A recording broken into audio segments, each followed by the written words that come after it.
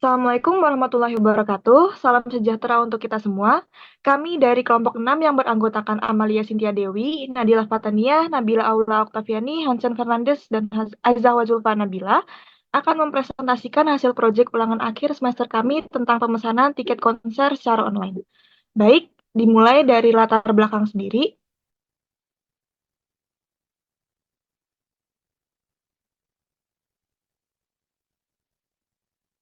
Jadi untuk latar belakang sendiri, meningkatnya minat masyarakat terhadap konser dan acara hiburan dalam era digital telah meningkatkan permintaan pemesanan tiket daring, namun sistem basis data untuk pemesanan tiket sering kesulitan menangani volume transaksi tinggi, memperbarui stok tiket secara real-time, dan mengelola data transaksi secara baik.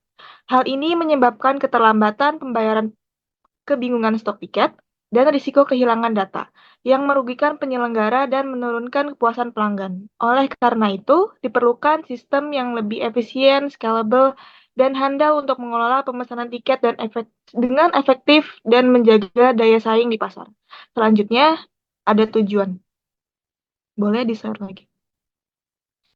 Tujuannya yaitu untuk mempercepat pemrosesan pembayaran dan pengelolaan transaksi, memastikan ketersediaan tiket yang akurat, mengurangi resiko kehilangan data, mengoptimalkan antarmuka pengguna untuk memberikan pengalaman, yang terakhir pembelian yang nyaman dan memuaskan bagi pelanggan.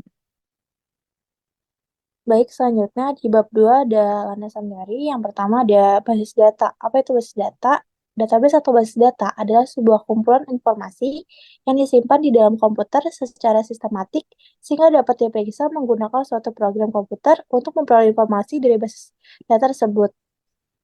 Kegunaan utama dari sistem basis data ini adalah agar pemakai mampu menyusun suatu pandangan atau view abstraksi data.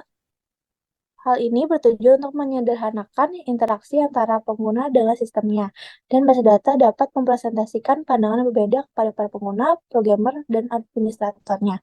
Lalu yang kedua ada MySQL. MySQL merupakan software berbasis struktur query language atau SQL, tergolong sebagai DBMS atau Database Management System yang bersifat open source. MySQL adalah sebuah implementasi dari sistem manajemen database relasional (RDBMS) yang didistribusikan secara gratis di bawah lisensi GPL atau General Public License. Setiap pengguna dapat secara bebas menggunakan MySQL, namun dengan batasan perangkat lunak.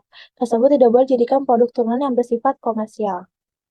Lalu ada XAMPP, merupakan sebuah software yang berfungsi untuk menjalankan website dan penggunaan pengolah data MySQL di komputer lokal. Lalu selanjutnya ada PHPMyAdmin.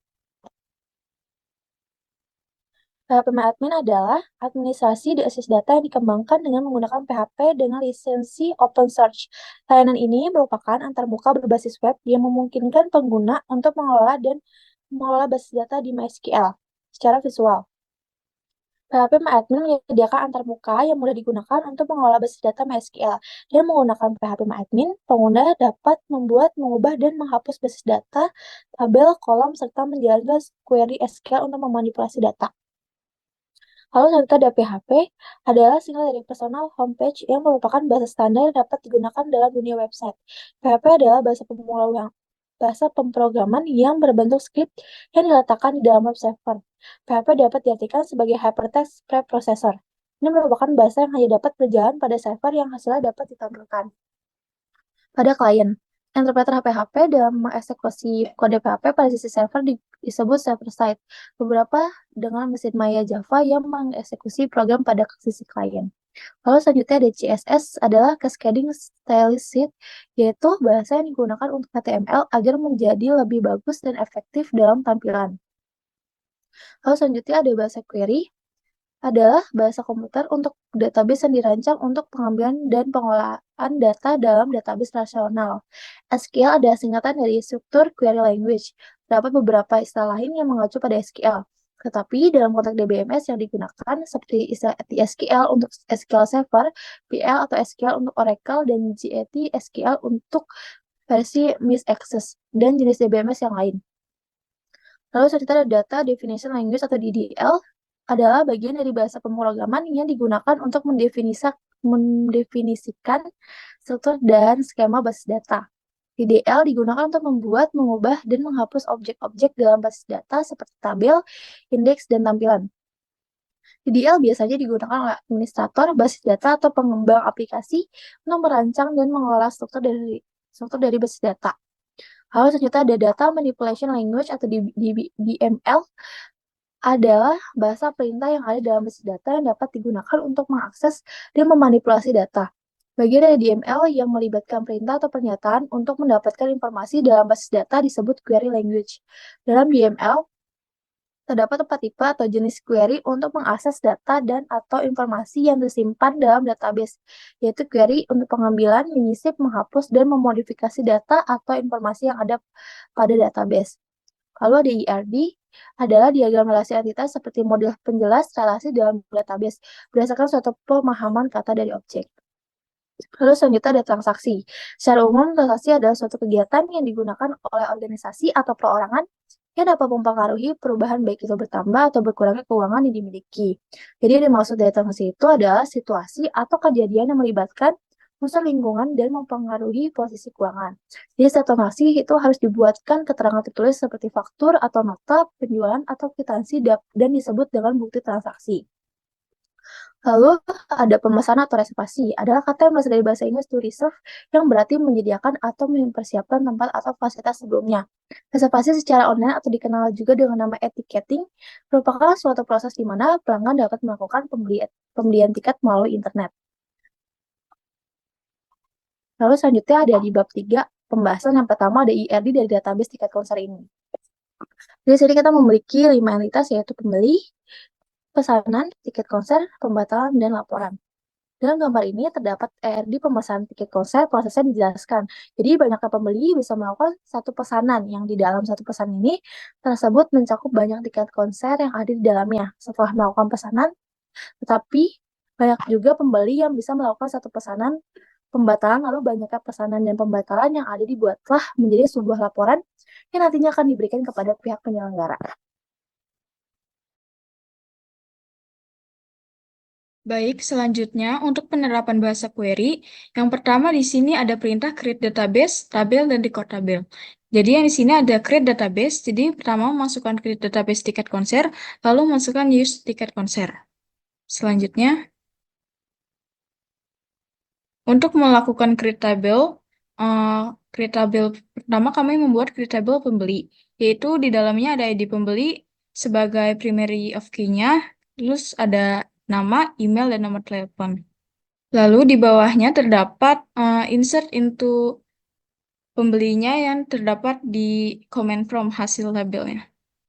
Selanjutnya untuk tabel tiket konser, di dalamnya terdapat atribut ID tiket sebagai primary of key, lalu ada item tiket, kelas, kuantitas, lokasi, dan harga kelas. Lalu dimasukkan insert into-nya ada beberapa data menggunakan insert into.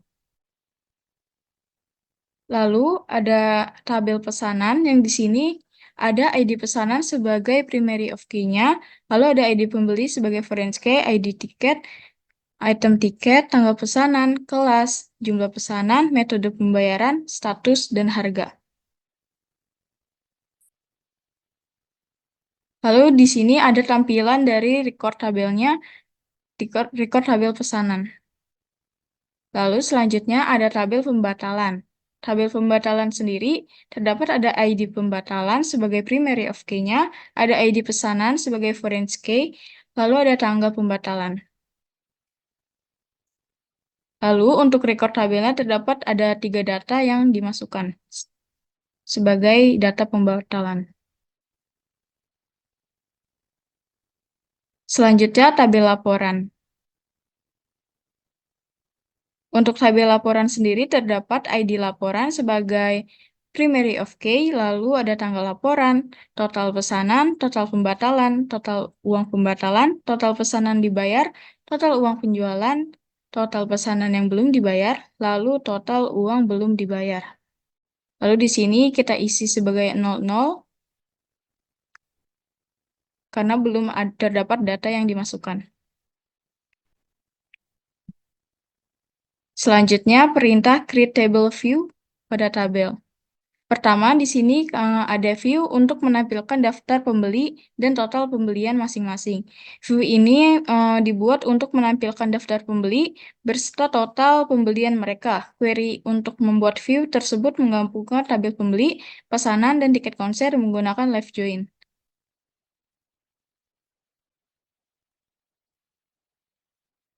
Selanjutnya, untuk view untuk menampilkan rata-rata jumlah pesanan per kelas tiket konser. View ini dibuat untuk menampilkan rata-rata jumlah pesanan per kelas tiket, lalu query ini untuk membuat view tersebut menggabungkan data dari tabel pesanan dan menggunakan fungsi AFG untuk menghitung rata-rata jumlah pesanan atau jumlah pesanan per kelas tiket kelas. Lalu selanjutnya, untuk view untuk menampilkan daftar pesanan dengan metode pembayaran kredit. Di sini hasil query menunjukkan 5 pesanan dengan metode pembayaran kredit, masing-masing dengan detail seperti ID pesanan, ID pembeli, ID tiket, ID item tiket, tanggal pesanan, kelas tiket, jumlah pesanan, status pembayaran, dan harga. Semua pesanan ini berstatus dibayar dan memiliki harga yang bervariasi sesuai dengan kelas tiket dan jumlah pesanan.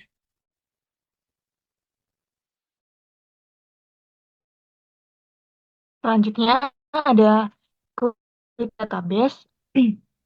Selanjutnya gambar di atas menunjukkan dua perintah SQL yang dijalankan di MariaDB untuk membuat pengguna baru. Perintah pertama itu ada create user dengan name at localhost, berhasil membuat pengguna dengan nama name untuk host localhost tanpa mengatur kata sandi atau hak akses. Perintah kedua, create user dengan name at localhost, juga berhasil membuat pengguna nama dengan NIM yang berbeda, dengan NIM yang sama untuk host localhost dengan kondisi yang sama. Kedua perintah tersebut dieksekusi tanpa menghasilkan baris terpengaruh yang menandakan bahwa pengguna telah berhasil dibuat. Selanjutnya, ada grand database tiket konser hanya kepada username. Perintah SQL pada gambar di atas memberikan semua hak akses terhadap semua tabel dalam database tiket konser kepada pengguna username dengan 23 10 50 10 95 yang hanya dapat terhubung dari localhost. Berikutnya ada backup and restore.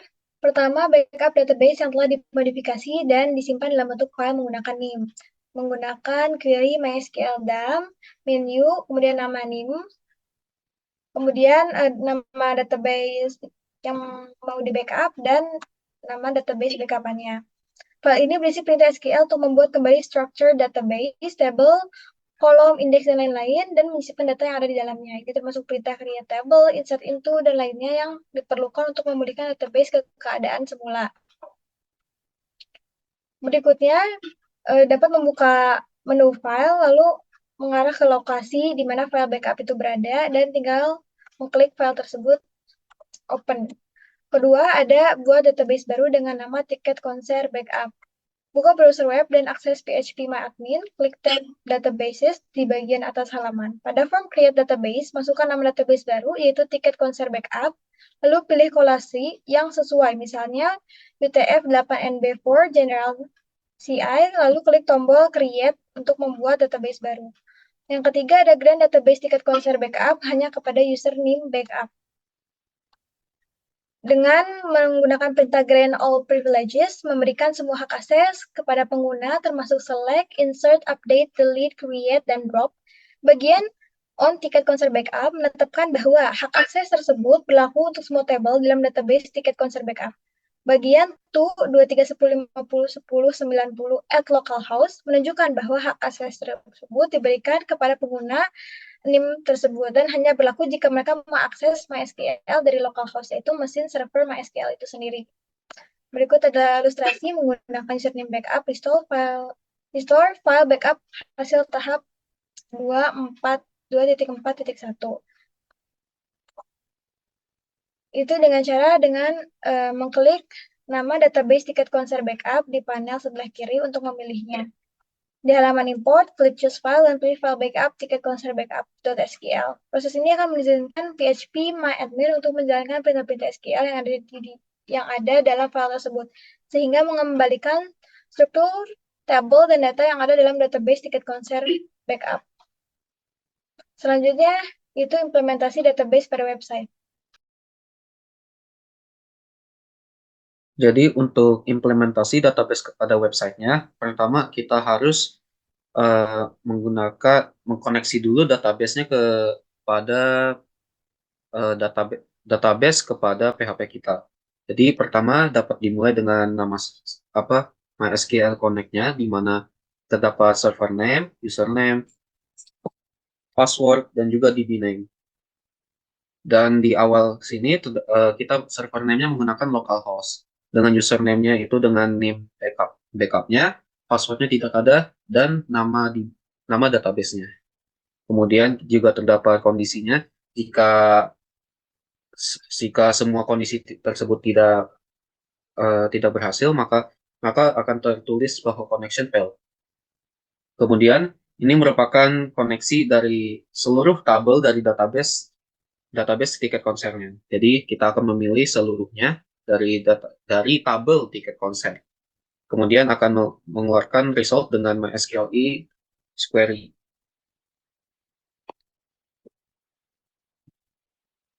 Kemudian jika dilihat dari hasil penampilan websitenya, seluruhnya akan menampilkan bentuknya seperti ini. Jika dilihat dari localhost-nya, maka akan muncul seperti ini. Dari sini kita terdapat logonya, yaitu Slack, dengan sidebar-nya yaitu dari home, artis, genre, dan juga konser. Dan di sini juga terdapat konser-konser yang mungkin telah dilakukan. Jadi agar website ini terlihat menarik, kemudian juga terdapat semua konser yang sedang terjadi. Ya, jadi yang di sini itu terdapat Blackpink, tetapi dengan kelas yang berbeda. Jadi di sini itu Blackpink 2024 terdapat 4 kelas, yaitu dimulai dari bronze, diamond, gold, dan silver. Untuk database multimedianya terdapat dari sini.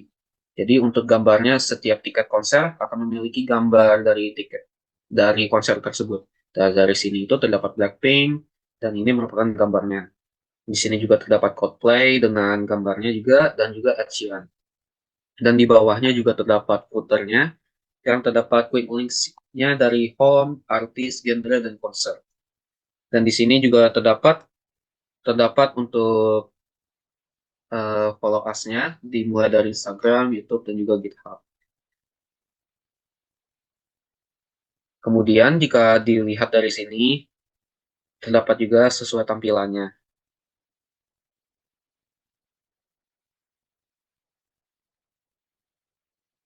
Jadi untuk kesimpulannya itu, dari laporan sistem basis data untuk proyek ujian akhir semester ini, kita membagi menjadi terdapat 8